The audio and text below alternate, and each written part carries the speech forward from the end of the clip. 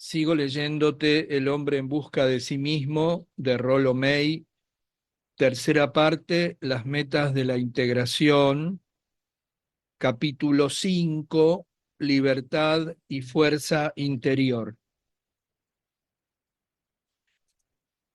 El odio y el resentimiento como precio de la libertad negada. Un punto de la parábola anterior que debe tenerse en cuenta es el odio que surge en el hombre cuando se da cuenta de que está cautivo. El hecho de que se produzca esta enorme cantidad de odio cuando las personas tienen que resignar su libertad prueba cuán esencial es para ellos el valor libertad. A menudo, en la vida real, la persona que ha tenido que renunciar a una gran parte de su libertad, por lo general en la infancia, cuando no podía oponerse, y que ha cedido en alguna parte su derecho y su razón a existir como un ser humano, puede parecer a simple vista que ha aceptado la situación y se ha adaptado a la renuncia. Pero no necesitamos penetrar demasiado hondo para descubrir que alguna otra cosa ha venido a llenar el vacío, principalmente odio y resentimiento hacia aquellos que lo han forzado a resignar su libertad. Y por lo regular, este odio latente está en proporción directa al grado en el que el derecho de la persona a existir como un ser humano le haya sido enajenado. Sin duda, el odio está reprimido porque al esclavo no se le permite manifestar sus pensamientos de odio hacia sus amos, pero a pesar de ello están ahí y pueden emerger, en el caso de los niños, por ejemplo, en síntomas tales como fracasos escolares, enfermedades físicas demasiado frecuentes, falta de control de la micción que se prolonga más allá de los primeros años de vida y muchos otros. Además, el ser humano no puede resignar su libertad sin que algo venga a restaurar el equilibrio interno, algo que emerge de la libertad interna cuando se le niega la exterior. Y este algo es el odio por su conquistador. Odiar o tener resentimiento es con frecuencia la única forma en que la persona puede sustraerse al suicidio psicológico o espiritual. Tiene la función de preservar en cierta medida la dignidad, el sentimiento de la propia identidad, como si la persona o las personas, si se trata de naciones, les dijera silenciosamente a sus conquistadores: ustedes me han sometido, pero yo me reservo el derecho de odiarlos. En los casos de psicosis o neurosis grave, suele resultar extremadamente claro que la persona, acosada desde muy temprano por circunstancias desafortunadas, ha conservado en su odio una fortaleza interior, un último vestigio de dignidad y orgullo, como el negro en la novela de Faulkner, Intruso en el polvo. Este desprecio por los conquistadores mantiene a la persona como una identidad por derecho propio, aun cuando las condiciones externas le nieguen los derechos esenciales del ser humano.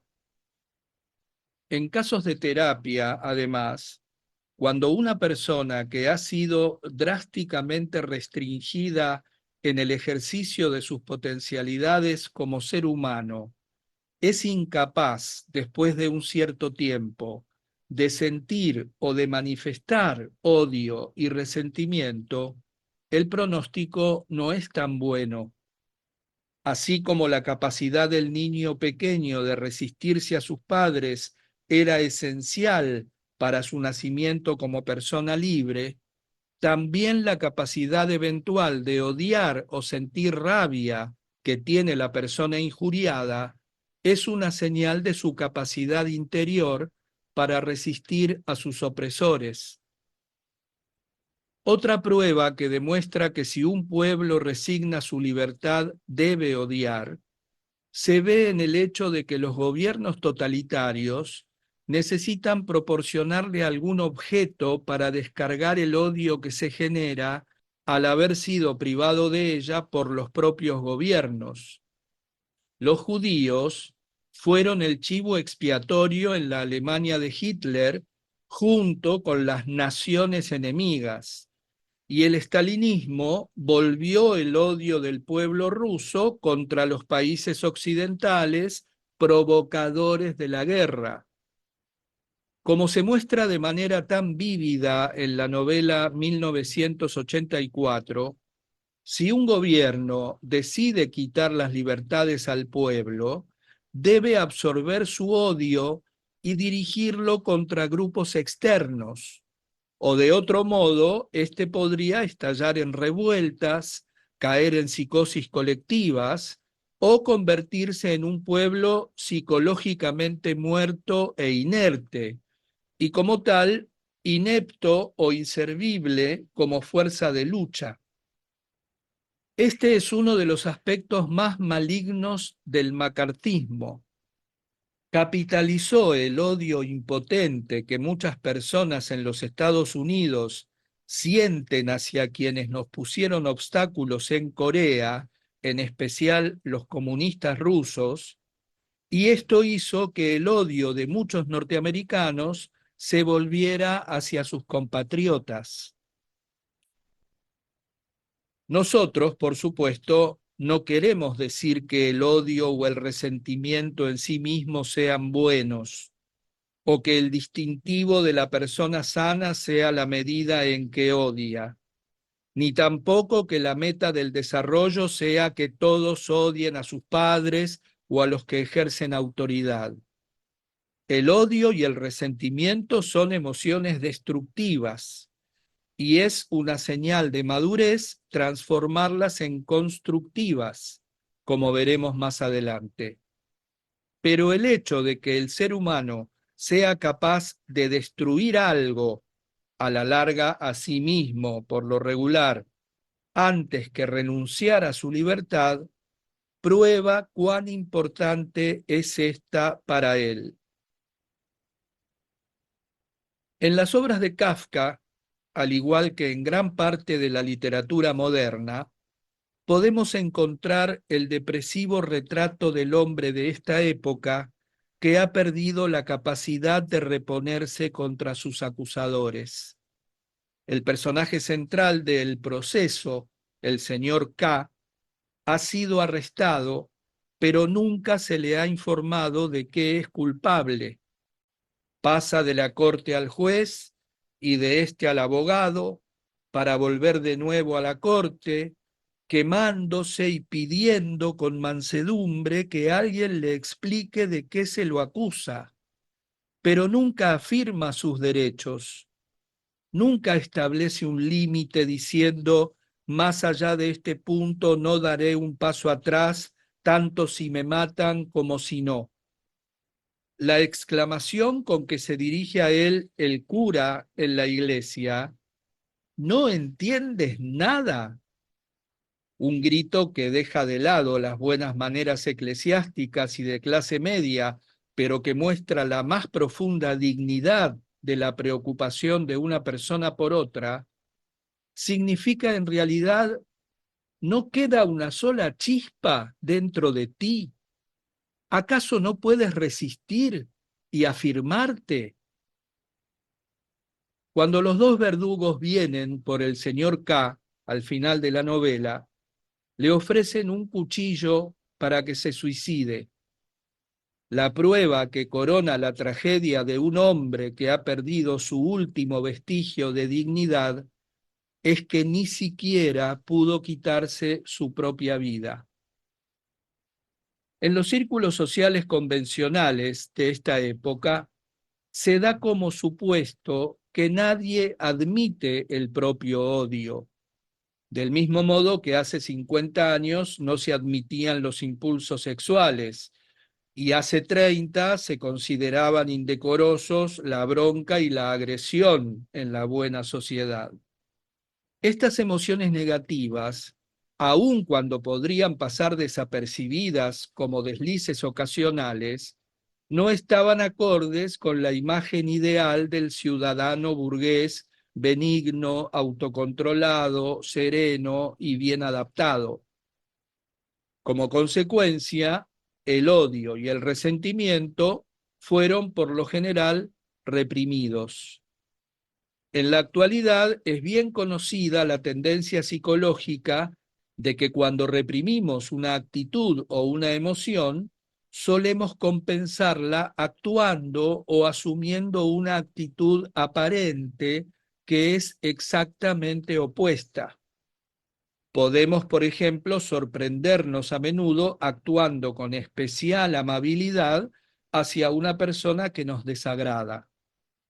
Si nos encontramos relativamente libres de ansiedad, podemos estar diciéndonos a nosotros mismos, al tiempo que actuamos así, lo que dijera San Pablo: trato bien a mi enemigo para amontonar brasas ardientes sobre su cabeza.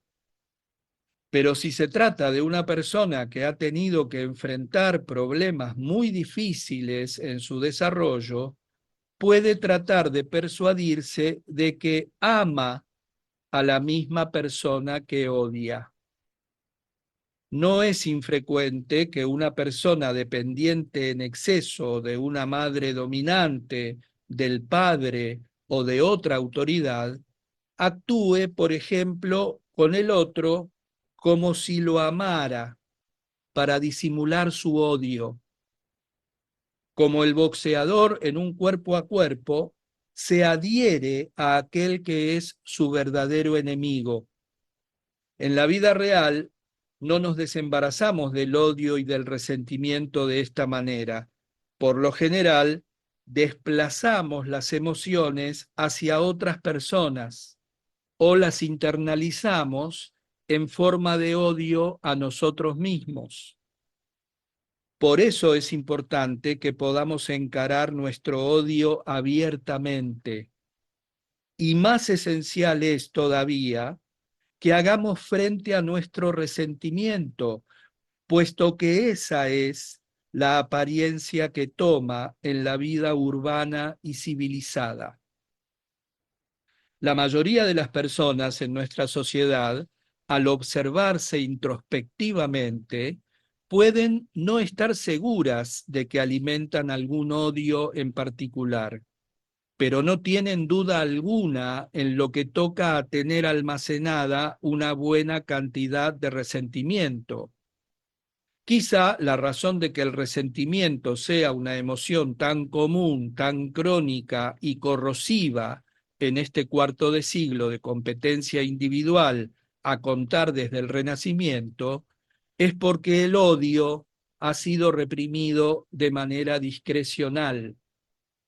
Además, si no enfrentamos nuestro odio y resentimiento de una manera abierta, tarde o temprano propenderán a convertirse en afectos, especialmente en autocompasión, de los cuales nunca puede esperarse nada bueno para nadie. La autocompasión es la forma protegida del odio y del resentimiento. Uno puede, por lo tanto, alimentar su odio y restablecer su equilibrio psicológico mediante el recurso de sentir conmiseración por sí mismo, consolándose con el pensamiento de cuán adversa le ha sido la suerte, cuánto ha tenido que sufrir, y se abstiene de hacer algo para remediarlo. Federico Nietzsche percibió con amargura y profundidad este problema del resentimiento en la época moderna. Realmente habla una vez más desde el centro de los conflictos psicológicos del hombre moderno, que para él y para muchos contemporáneos suyos sensibles a estos problemas, se rebeló contra la negación de la libertad pero nunca pudo ir más allá de esa primera etapa. Hijo de un clérigo luterano que murió cuando él era niño, criado por familiares suyos en una atmósfera estupidizante, Nietzsche sufrió los aspectos constrictivos de su formación alemana, pero al mismo tiempo luchó siempre contra ellos. Hombre muy religioso en lo que hacía al espíritu, pero no así en cuanto al dogma, vio el importante rol que desempeñaba el resentimiento en la moralidad convencional de su sociedad. Constató que las clases medias estaban henchidas de resentimiento reprimido y que éste emergía indirectamente en la forma de reglas morales. Proclamó que el resentimiento está en el centro mismo de nuestra moralidad y que el amor cristiano es la caricatura del odio impotente. Todo el que en la actualidad desee un ejemplo de la llamada moralidad motivada por el resentimiento, no necesita ir más allá de las habladurías y chismes de una ciudad pequeña. Incluso aquellos que creen que la apreciación de Nietzsche es unilateral, como de hecho lo es, estarán de acuerdo en que nadie puede llegar a un amor, a una moralidad o a una libertad auténticos hasta que no haya enfrentado abiertamente y erradicado su resentimiento. El odio y el resentimiento deben utilizarse como motivaciones para restablecer nuestra libertad genuina. No transformaremos estas emociones destructivas en otras constructivas hasta que no hayamos hecho esto. Y el primer paso es saber a quién o qué odiamos. Por ejemplo, tomemos un pueblo sometido a un gobierno dictatorial. El primer paso en su insurrección para recobrar la libertad sería dirigir el odio contra los propios poderes dictatoriales. El odio y el resentimiento preservan temporalmente la libertad interior de la persona, pero más tarde o más temprano, ésta debe utilizar al primero de ellos para afirmar su libertad y su dignidad en el mundo real. De otro modo, el odio la destruirá. La aspiración, como alguien dijo en un poema, es odiar para ganar lo nuevo.